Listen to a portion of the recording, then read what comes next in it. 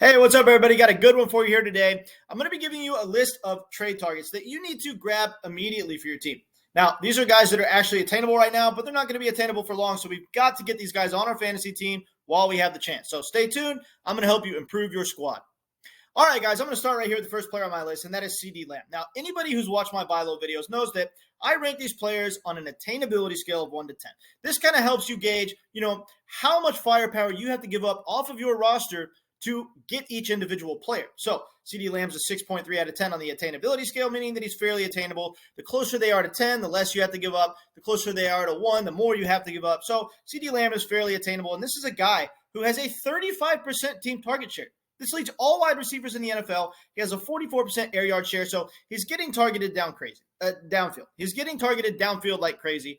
And, no matter who plays quarterback for the Cowboys, he's posting solid stat lines every week. So, with Cooper Rush, CeeDee Lamb can produce awesome fantasy numbers. When Dak Prescott comes back, his stock is going to fly through the roof, guys. We've got to get this guy on our team right now. The minute that Dak comes back and CeeDee Lamb comes out and posts 100-plus receiving yards and a touchdown, we're not going to be able to get him. This is the only time in the year where CeeDee Lamb is attainable. And right now, you could get him and not even have to give up all that much off of your roster to get him. But the minute that Dak comes back and CeeDee Lamb posts a solid stat line or a really good stat line, he's going to be totally untradeable. So we've got to execute a trade for CeeDee Lamb immediately. Get this guy on your team while you can. Next player on my list is going to be Jonathan Taylor. Now, Jonathan Taylor is a 5.9 out of 10 on my attainability scale right now. This is the most attainable he's going to be at any point this season. I mean, this guy came out, he exploded week 1, and since then he's been very quiet. He's had a lot of bust games, and, now he's been out the past couple weeks with an ankle injury. But, guys, it's Jonathan Taylor. This was the consensus 101 pick going into the year. If you had the 101 pick in your draft and you didn't take Jonathan Taylor, people laughed at you. That's how valuable this guy is. He still is top 10 in the league in red zone touches despite missing games. He's still top 10 in the league in routes run despite missing games. This is a guy who's going to be very involved in the running game, the passing game. The volume is going to be through the roof. The talent is incredible. We know how good this guy is, and it looks like this team is kind of starting to get their run game going, with Deion Jackson, the backup, coming in. The third string running back for the team comes in and produces an awesome fantasy game. So, when Jonathan Taylor comes back, considering the fact that this run game is sort of starting to head in the right direction, I love his upside. I think he's going to absolutely explode. When he comes back, if he goes off in his first week coming back from injury, he's going to be untradeable. So you've got to get this guy now while you have the chance.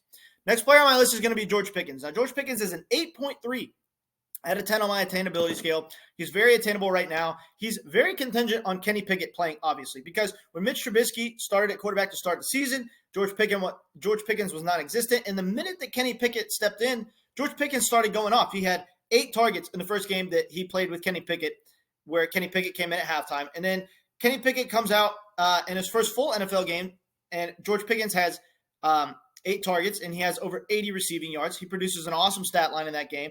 And then in this past game, Kenny Pickett gets hurt, and Mitch Trubisky plays quarterback, and George Pickens is back to having 3 targets and only 2 receptions and just pretty much doing nothing, only 20-something receiving yards. Look, this is a guy that you need to get on your team before Kenny Pickett comes back and starts feeding him like crazy again, okay? Because not only is Kenny Pickett feeding George Pickens the ball a lot, he's feeding him the ball downfield. He has a 17.1 average depth of target. So every target that he receives is on average 17 yards or greater. So he's being targeted downfield like crazy. He's being targeted a lot when Kenny Pickett plays quarterback. Before Kenny Pickett comes back and George Pickens explodes, you need to get this guy in your fantasy team while you have the chance. Right now, you get him for next to nothing, and he's a potential league winner. Next player on my list is going to be Jacoby Myers. Now, Jacoby Myers, guys, is second in the NFL among wide receivers in his yards per route run, 3.78 yards per route run. If you look at the top players in the league, every year in this statistic, you're almost always going to find the top receivers in fantasy. The receivers that led the league last year in their yards per route run were Cooper Kupp, Devontae Adams, and Deebo Samuel, in that order. And look how good they were for fantasy last year. So if you have a great yards per route run, you're probably going to be one of the better wide receivers in fantasy. This guy is second in the league in his yards per route run, 3.78 yards per route run. That means that every time Jacoby Myers runs a route, his offense averages 3.78 yards. So this is very impressive. I love Jacoby Myers on the season. Right now, he's an 8.1 out of 10 on my attainability scale. And, no matter who plays quarterback for New England, he comes in week in and week out and is just posting solid stat lines every single week. But he's coming off a week where, he didn't really explode or go off. So he's actually very attainable right now. Get this guy in your team while you have the chance. Next player on my list here, final player that I have here is going to be Aaron Jones. Now, this is a guy who's averaging over 6 yards per touch, over 6 yards per carry, and his offense just refuses to get him involved. I don't understand it. I don't know why they're not feeding the ball to Aaron Jones more, but you've got to figure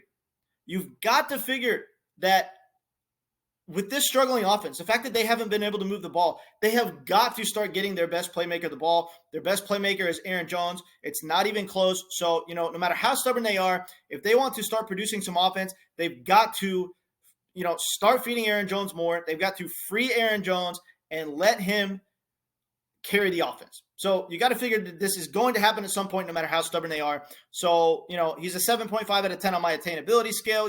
He's been busting in recent weeks, but right now you can get him for like next to nothing. And this could be one of those players that's kind of a sneaky league winner. He could be a great flex for you all season long. All right, guys, appreciate you tuning into the video. Catch you later.